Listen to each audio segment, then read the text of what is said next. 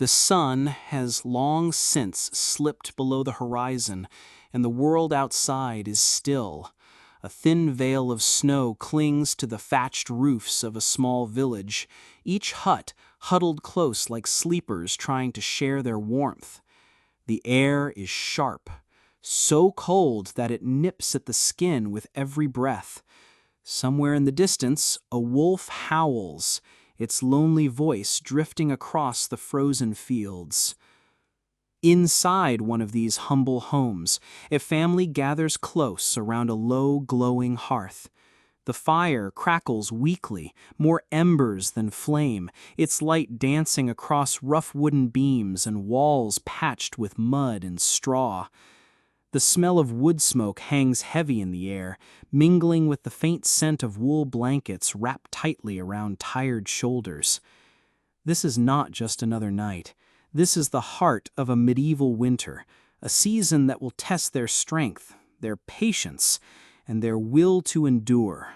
For months, the sun will rise late and fall early. The winds will gnaw at every crack in the walls, and food will grow scarcer with each passing week. But for now, they sit in silence, listening to the wind brush against the door. They know the long night ahead is only the beginning. And so, our journey into the brutal winters of the Middle Ages begins. In the Middle Ages, the year had a rhythm, and every soul, from the lowliest peasant to the mightiest lord, felt it in their bones. Summer was a time of growth and labor, autumn a race to gather and store, and winter was the long pause between life and death. When the last sheaves of grain were stacked and the final apples picked from the orchard, a quiet urgency settled over the land. Families hurried to salt meat, dry fish, and tuck root vegetables into cool, dark cellars. They knew that once the ground froze, nothing more could be gathered. But not all winters were the same. In the later centuries came the Little Ice Age, a slow, creeping chill that stretched across decades. Summers grew shorter, rains heavier, and the first frosts came earlier than memory could recall. Across northern and central Europe, crops failed without warning, and the snow stayed longer on the fields. Villagers learned to watch the skies with a wary eye. A pale sun or a sudden wind from the north could mean an early winter. A single night of hard frost could blacken the cabbages in the garden or spoil the grain left drying in the loft. And so, each autumn carried with it a shadow, the unspoken fear of what the coming cold might bring. As the first true cold gripped the land, the real challenge began, keeping hunger at bay. In the weeks after the harvest, storehouses and larders were full. Sacks of grain rested in wooden bins, salted meat hung from rafters, and baskets of onions and turnips lined the floor. There was a certain comfort in seeing those stores, but every family knew the cruel truth: the pile would only shrink. Preserving food was both an art and a necessity. In late autumn, pigs and cattle that could not be fed through winter were slaughtered. The meat was salted heavily, sometimes smoked and stored away. Fish was laid out to dry in the sharp, cold air, turning stiff as boards, stockfish that could last months. Even butter was packed with salt, its pale surface glistening in the dim light. Still, no amount of preparation could fully guard against the hungry gap, the bleak stretch before spring crops were ready. By March, the salted meat was often tough and dwindling, the last onion sprouting green shoots in the dark, the grain barrel low enough to see the bottom. In bad years, the gap became a chasm. The Great Famine of 1315 to 1317 still haunted memories. Endless rains ruined harvests, grain rotted in the fields, and desperation took hold. People boiled weeds, dug for roots in frozen ground, and chewed on bark to keep something in their stomachs. Chroniclers whispered that in the worst places, human hunger turned darker still. It was in those moments, when the snow still lay heavy and the storehouse echoed empty, that winter's grip felt strongest, and the people could only wait and endure. Today, we think of indoors as warmth, comfort, and shelter. But in the medieval world, stepping inside didn't mean escaping the cold. It only meant escaping the wind. Stone castles and timber-framed houses alike were drafty by design. Walls were thick but poorly insulated, with gaps where icy air could seep in.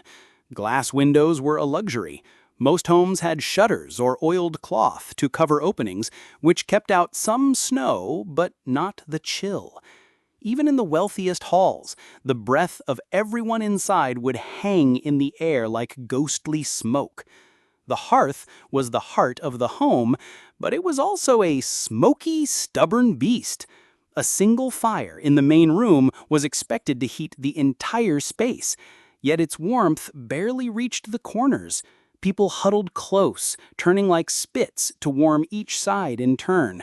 Sparks and ash jumped into the air, stinging eyes and clinging to woolen cloaks.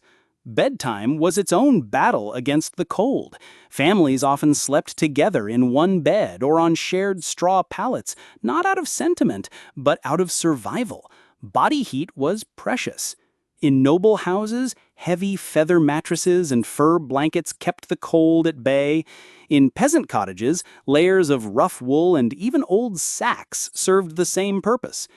And yet, no matter the precautions, mornings were brutal. Water left by the bed froze solid overnight. Leather shoes stiffened into unyielding shapes. Sometimes frost would creep in along the walls, glistening in the dawn light, as if winter itself had stepped inside to spend the night. In such a world, the cold was not something you escaped. It was something you lived alongside every hour, every breath. Winter in the medieval world was not just about cold. It was about hunger, slowly tightening its grip. By late autumn, the harvest was over, and whatever food you had managed to gather was all you could depend on until spring. There were no supermarkets, no imports of fresh fruit from warmer lands, no way to just get more if you ran out.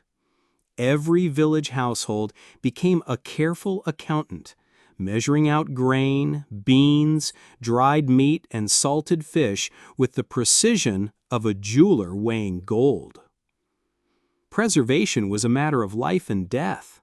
Meat was salted or smoked until it turned tough as leather. Grain was stored in sacks and barrels, hidden from rats and damp. Root vegetables like turnips and onions were buried deep in cool cellars, where they might last through the bitter months if mold didn't claim them first.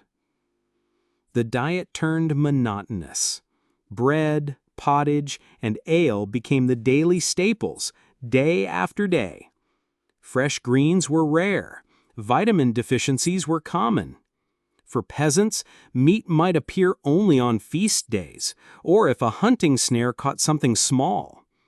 In desperate years, people boiled bark, moss, or whatever scraps they could find to stretch their meals. And there was always the shadow of famine.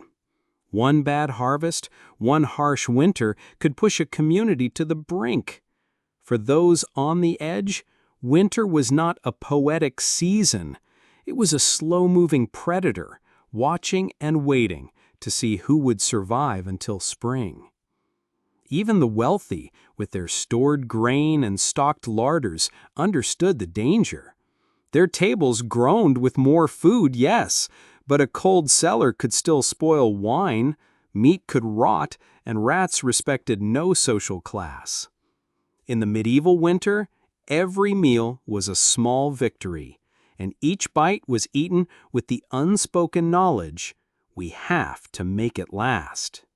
If hunger was the slow blade of winter, disease was its sudden strike. The cold itself didn't cause illness, but it weakened the body.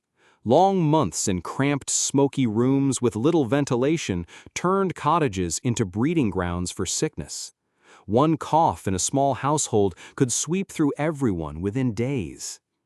Respiratory infections like pneumonia and bronchitis claimed many lives, especially among the elderly and very young. Without antibiotics, even a simple chest cold could spiral into something deadly. Wounds, if left untreated, could fester in the damp, cold air, leading to infections that doctors of the time had little power to stop. Then there was the filth. Water sources sometimes froze, forcing people to drink from stagnant, contaminated reserves. Chamber pots were emptied into streets that never fully drained in winter mud, spreading parasites and bacteria. Fleas and lice thrived under the layers of unwashed wool and fur, carrying fevers that could burn through a village. For some winters, disease was a whisper in the background. In others, it roared like a firestorm. Outbreaks of dysentery, typhus, or influenza could strike alongside hunger, turning a hard season into a nightmare. In plague years, winter offered no mercy. The Black Death struck in waves, and cold months did little to halt it. Death was so common in the colder months that it shaped the rhythm of medieval life. Graveyards saw more activity after the harvest, when the weak could no longer fight the chill. Priests moved from house to house, blessing the sick and hearing final confessions. In a medieval winter, survival wasn't only about warmth and food, it was about dodging the invisible enemies that thrived in the dark, damp cold. And often, those enemies won. If the cold could freeze the body, the endless nights could just as easily weigh on the mind. Medieval people lived in a world without electric light, where darkness was absolute once the sun dipped below the horizon. Winter nights were painfully long, sometimes 16 hours or more, and the silence was broken only by the wind against the shutters or the distant howl of a wolf. In this gloom, the human mind could wander into dangerous territory. Isolation pressed heavily on families in remote villages. The monotony of waiting for spring, doing the same chores by day, huddling by the fire at night, could feel endless. Some turned to storytelling and song to keep spirits alive, passing tales from one generation to the next. Others prayed, fearing that the cold and famine were punishments from God. Superstition thrived in these months. Shadows seemed to move differently in firelight, and creaks in the rafters could become signs of spirits or omens. People clung to charms, holy relics, or protective rituals, hoping to keep bad luck away until the thaw. The mental battle was as important as the physical one. A family that gave up hope could waste away even with enough food to last. That's why the winter survival mindset, the ability to endure, adapt, and believe in the return of the sun, was quietly but powerfully a matter of life and death. In the medieval winter, you didn't just keep the fire burning in your hearth. You had to keep it burning in your mind. Even in the darkest, coldest months, medieval people found reasons to celebrate and moments to feel warmth beyond the hearth. Winter festivals were bright spots in an otherwise harsh season. Christmas, with its candles and feasts, marked the turning point, the promise that the sun would return and longer days were ahead. The 12 days of Christmas, stretching from December 25th to January 6th, were filled with merriment, caroling, and communal gatherings.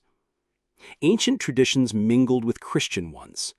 Yule, an old Germanic festival, honored the winter solstice with fires and evergreen decorations meant to chase away evil spirits and welcome new life. Holly, ivy, and mistletoe adorned homes, symbols of hope and protection against the dark. In villages across the north, people told stories of household spirits like the Nissa, small, mischievous guardians who demanded a bowl of warm porridge on Christmas Eve or might play tricks in return. These tales wove a little magic into the cold, reminding people they were not alone in the long winter. Even the food carried meaning. Spiced mince pies, rich meats, and mulled wine weren't just sustenance, they were symbols of comfort and community. Sharing a feast, however modest, was a way to defy the hunger and cold together. In these moments, beneath flickering candlelight and crackling fires, medieval people found hope.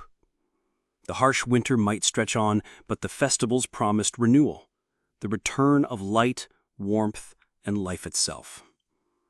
And so, through the darkness, they waited patiently for spring's gentle arrival. At last, after months of biting cold and endless night, the first signs of spring begin to appear. Snow thaws slowly under a weak sun, dripping from icicles and soaking into frozen earth. The air smells faintly of damp soil and new growth. Early buds peek from hidden branches, promising that life is stirring once more. Villagers emerge cautiously from their homes, stretching tired limbs and feeling the soft warmth on their faces. Fields still look brown and barren, but beneath the surface, the seeds they planted long ago await their chance. The stores of food have run low, but hope runs high. The promise of fresh crops, lambs born in the fields, and longer days brings relief. Fires burn brighter, not out of necessity, but in celebration. And as the days lengthen, the shadows of winter retreat. The family who once huddled by the hearth steps outside into the gentle light, ready to face a new year, having survived the brutal, unforgiving medieval winter. They have endured, they have waited, and with spring's return, life begins again.